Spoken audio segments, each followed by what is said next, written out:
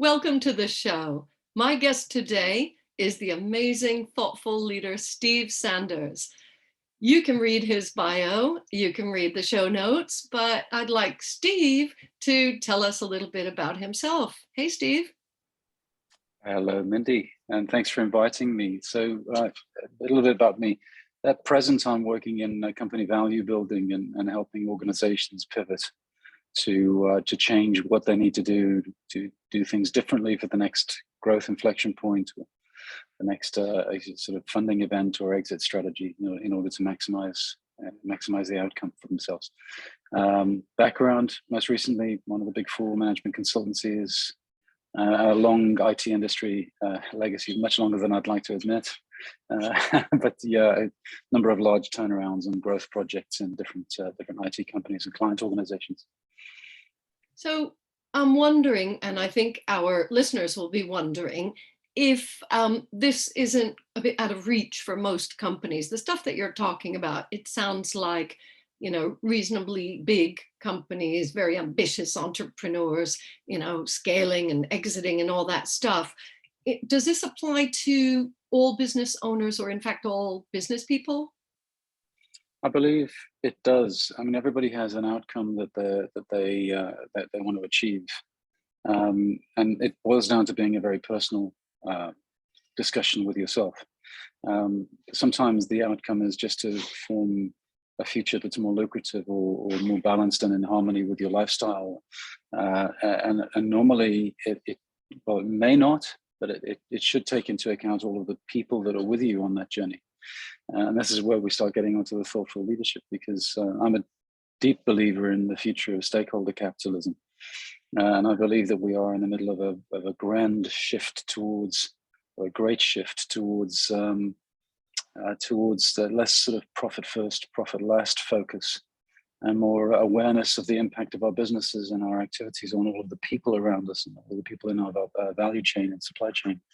And with that in mind, I think it affects everybody, because everybody has suppliers, everybody has customers, and a lot of us have employees or teammates.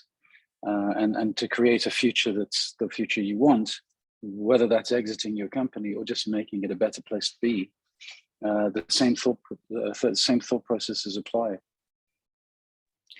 So that being thoughtful about your people and the impact on everything, and not just being focused on profit, that is a very big idea. We do hear people spouting off about things like that, people first and people versus profit, and all those other people initiatives. But do you think that this is really possible? Because obviously businesses need to be profitable also. So I guess I'm asking, what are the secrets to achieving this? Right, you mustn't put me in the five secrets of frame of mind. Then I panic and run away. I mean, a lot of people start thinking that it's black and white. You're either all profit or you're some sort of charity, and I don't think that the two are exclusively correct. My absolute focus is on making money, right? And my absolute focus is on my clients making money. And that's the measure, right? This is why businesses exist. It's why they were formed as limited companies in 1855. This journey that we've been on over 170 years, however, has seen the exaggeration of that singular goal to make profit. And it's provided people with a safety zone where they can ignore their conscience if it's in the purpose of making more profit for the shareholders. And when people object, should I be spending a little bit of my profit margin on making sure that members of my suppliers' families are not starving? My answer is, well, of course you should. At a human level, you should. But even at a competitive markets analysis level, increasingly you have to. So it's not about sacrificing profits in order to do what's right by the world around you and those people that are connected to you. It's about making more profits because you are doing the right thing. So doing the right thing over the next 10 years will become an enabler to increasing profits. Not just an enabler, but I think it's going to become a prevention of company bankruptcy. That's my personal, rather extremist speculation, but I think that's there. That's very real. Okay, so I think you need to explain to us how that happens, because how is it an enabler? Maybe you can paint a scenario, either a client you've worked with or just a hypothetical situation where that really would pay off in financial and legacy terms. So first of all, we got to examine the reasons why companies fail. And companies don't fail because of downturns in the economy, recession. Companies, historically, there has been no correlation between the two. The pattern doesn't exist. Company failure happens when there's a disruption in your competitive environment, a technology-based or business model-based disruption, and firms fail to adapt and adopt. And those who fail to adapt and adopt, and this is through all industries and over 100 and odd years, 120 years of history, it's a proven pattern. So those who do adapt and adopt to those disruptions tend to succeed. Those who lead the way and they build broad brick walls behind them, their competitors run into those brick walls. So this is an important baseline understanding. So if you understand that, then look at the way that the buying criteria of markets are changing.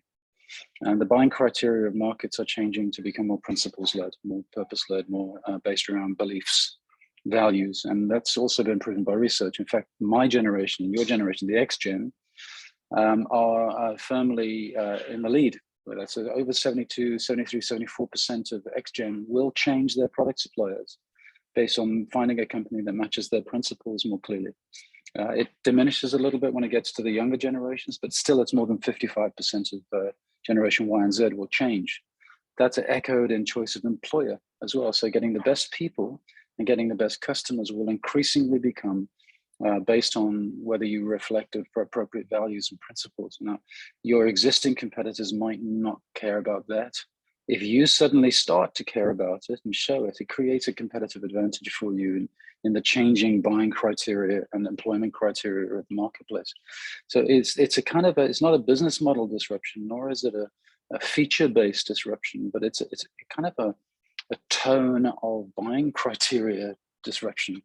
And if you choose to be the leader that takes that and says, and I'll give you an example, says this is something I stand by, and this is something that is truly, it has to be real, right? And you have to therefore be inclusive of the people in your company and inclusive of the people in your ecosystem to find out actually what do you really reflect, because don't greenwash. Honestly, people see it from a mile away. So what do you really stand for? What do you really embody in the values that you represent in the world? And if people click with that, they'll stay with you, right? They'll gravitate towards you.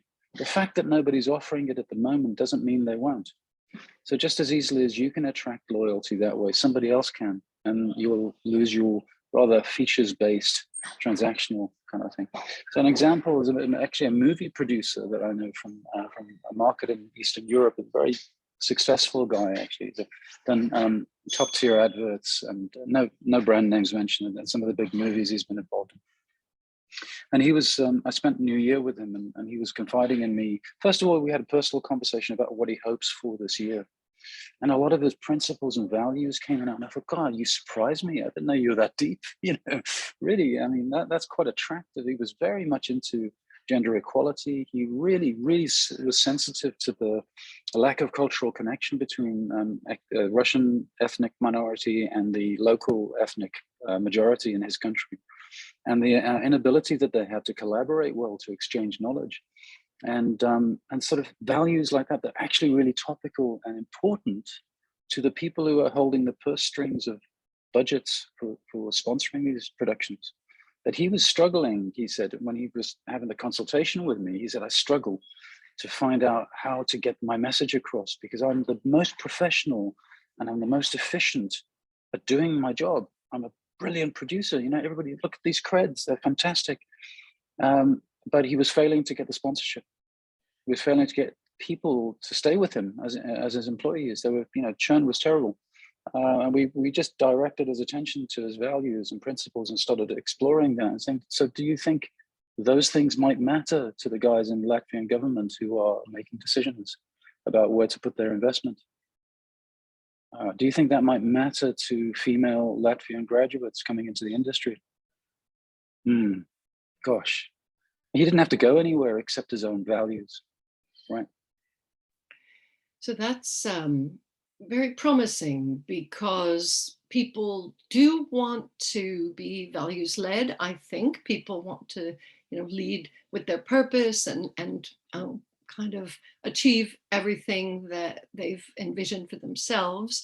And if you can reduce the conflict in between your company values and your personal values, then that's better. I guess if you are the business owner or founder or even current leader of the business, then you steer the direction of that business.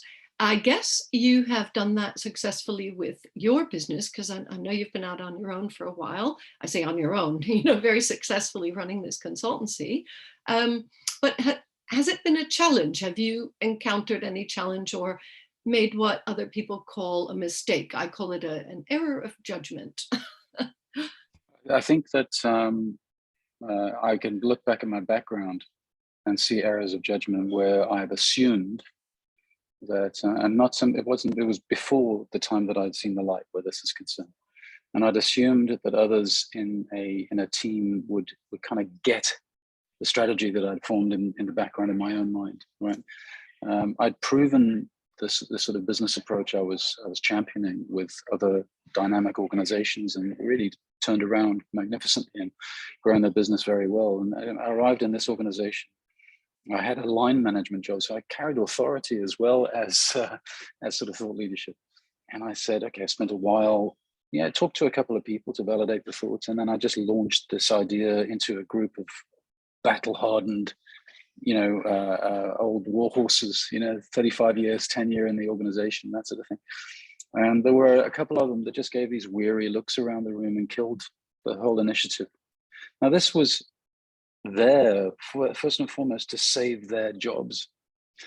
But it's amazing how when you don't include people and respect the fact that they might know more than you, even if it's about the subtleties, about the environment, the subtleties of what is acceptable, what's going to gain traction. If you don't involve those people, if you assume you know enough to have the right answers, then you're off to a losing start, because the energy that you need in order to make this succeed is a collective energy.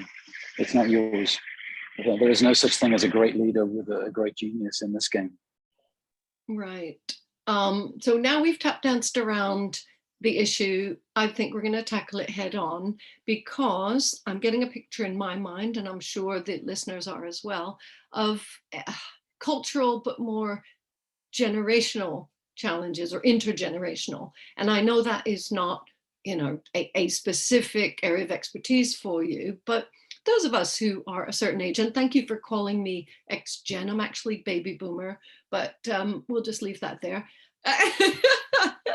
we have, we've had to get used to 2 or 3 other generations coming into our space. And I appreciate we have listeners from all over the world and all different ages. So I really couldn't say who's listening to me right now and thinking, oh, well, I'm this, I'm that. However, for anybody listening, is it a challenge dealing with people from different generations? So I imagine that the millennials and the Gen Zs, or whatever, younger people have a challenge with my baby boomer values, and and vice versa, I'll admit. So how do we resolve that?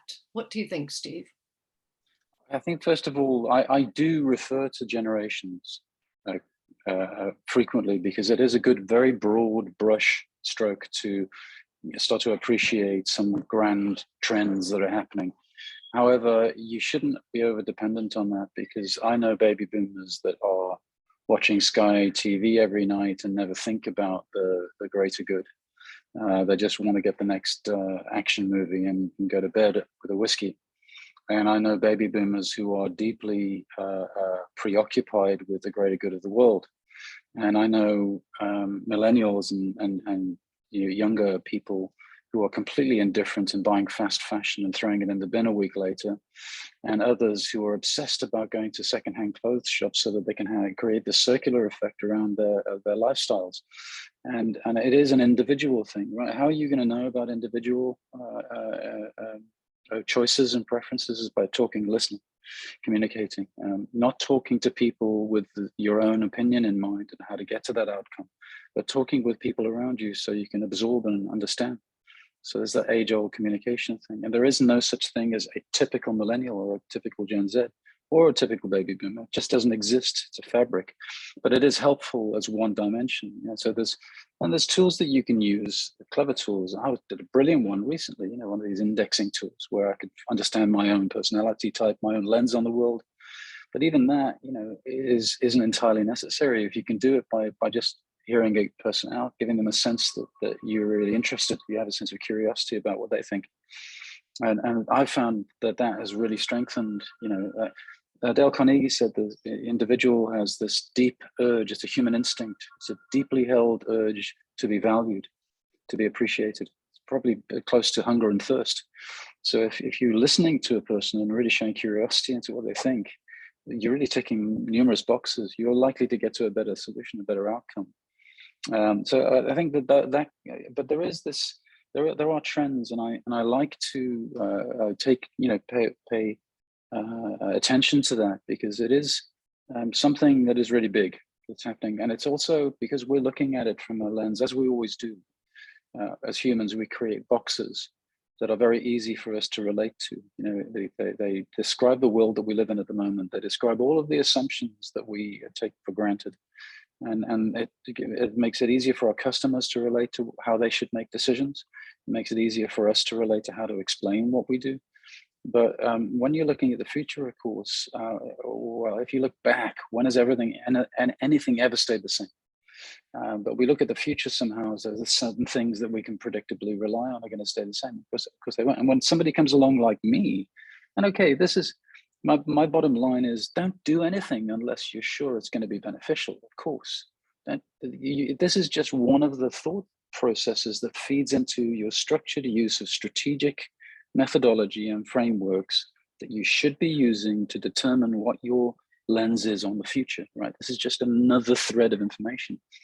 However, it's one of these biggies. It's like if you ignored the internet in 1998, you would be in trouble, right? And this is a biggie. This is a step change moment. And I'm suggesting that it is underpinned by generational shift. It's underpinned by socioeconomic changes in our supply chain markets. It's underpinned by various different dynamics, regulatory changes that are happening that will soon force people, you, me, to demonstrate our accountability in different ways, So all of these things are coalescing at a moment, which I feel pretty safe in making these bold statements. Yeah, I'm pretty safe, backed up by a lot of good people doing much better research than I've done. So I think that yes, the generational shift, they do show a propensity to decide differently. They decide who to work for differently, and they decide what to buy differently. And that you've got to pay attention to, right? That's fundamental. And we are all part of this shift. So thank you very much for the reminder. And I'm glad you used the word assumption again, because you used the word assume in the story that you told about the team. And I think that the assumption and curiosity, which you're suggesting is the answer, probably are in conflict, because if you want to make assumptions, you're not staying open and curious. And if you become curious, I guess you might find that some or all of your assumptions will dissolve. This is challenging for many people, I think, who are used to being persuasive, selling others on their ideas. They are so certain and so confident that they would rather bulldoze everyone else. And so what are your thoughts on that? Not just persuasive salespeople, but anybody who is having a communication about business or anything important. I would again revert to the human, because it's just all a human interaction, really. I have a nephew who is a super intelligent, my son as well, good grief. both of them very clever, very forthright with their opinions, as you can imagine, and at a certain age, it lends itself to knowing all the answers in the world, of course. And they sometimes show themselves as being contrarians. So you might have a position and they contradict you, oh, okay, I'll try and compromise, and here's my position. And then they contradict that as well. So it's kind of this contrarianism, and it can be quite annoying. And depending on how you look at that and how you perceive the process of being contradicted, it can either be a real pain, a real thorn in your side, or it can be an asset that you go out looking for it. And the same thing can be said for nonconformism. You can perceive nonconformism as being quite ridiculous, frankly. Look at that person taking marrying outside of a social group, or look at that person doing something extraordinarily silly with this thingy called the internet. Oh, silly person. Everybody needs shops, don't they?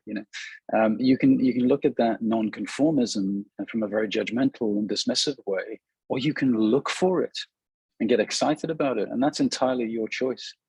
I'd argue that it's not always helpful to be getting contradiction happening constantly, because you can stall someone, i.e. you, the leader. You need to make a choice at some point and say, look, this is now our norm, and thank you for the contrarianism, thank you for the nonconformity, right? That was brilliant, got it. Now this is our norm, now let's go get it. And then you energize people, and you get people, you find those who are trying to deplete your new norm, you find those who are trying to build it, and you get the correct coalescence of forces and move it forward.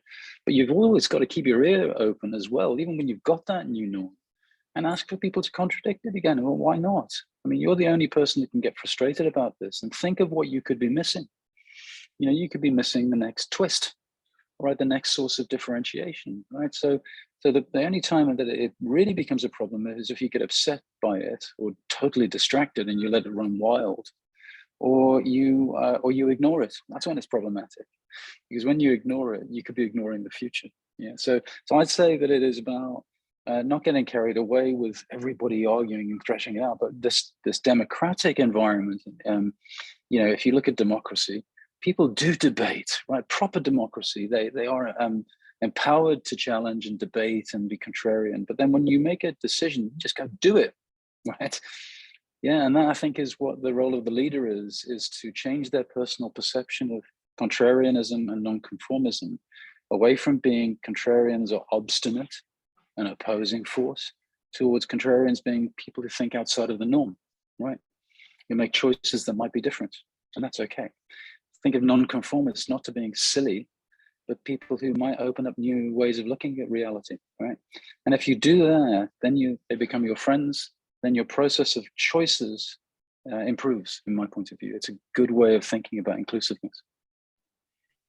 I love what you've just said. I wish we had another whole session. Who knows, we might get you back on the show, because that last thing that you said, the process of choices, I think will become the title for this episode, because we're always looking for those magic phrases, and I don't have to provide them all myself, because our guests have so much wisdom.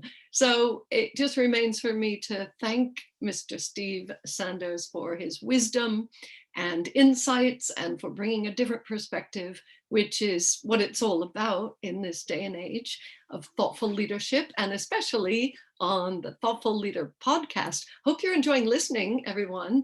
And please do subscribe and make sure that you catch all the new episodes and listen back to the archives. But thank you so much, Steve, for being a total star on this week's episode. Thank you, Mindy. It's always a pleasure talking to you. Brilliant. Thanks.